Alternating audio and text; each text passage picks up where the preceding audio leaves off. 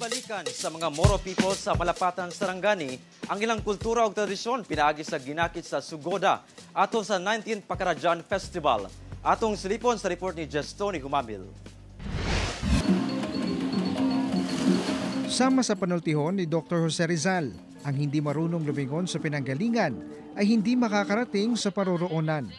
Gibalikan sa Moro community sa Malapatan, Sarangani ang ilang kaagi, pinaagi sa pagsakay sa tradisyonal nga mga bangka nga gamit sa mga dato kaniadto. Kiniadto sa ginakit sa Sugoda nga kabahin sa selebrasyon sa 19th Pakarajan Festival Miyerkules sa buntag.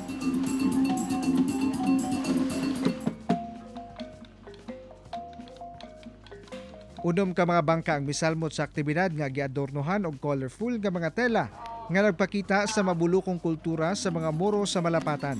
Gani na ilamatod pa ang lungsod isip Moro community sa Sorsogon Region. Ginakit kasi ito yung traditional na way of transportation ng ating mga kadatuan noong araw. So kaya ngayon pinoportray natin ulit. So ibig sabihin pag ganito ka well-dressed ang ating mga ginakit or yung mga bangka, ibig sabihin mga kadatuan or mga datos ang nakasakay dyan. So, sentro sa kapistahan nila ang pag-ila sa mga tribe people sa lungsod nga mga Muslim, Kristiyano ug lumad.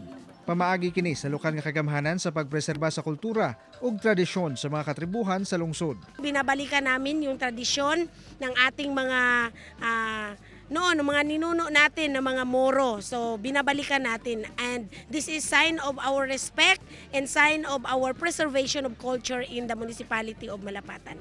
Usa ka kanduli sab ang gipahigayon sa mga Muslim sa municipal ground. Kini usa ka offering o pagpasalamat sa grasya gikan sa kahitasan. Kauban si Gary Balantay sa kamera. Ako si Tony Humamil para sa One Mindanao.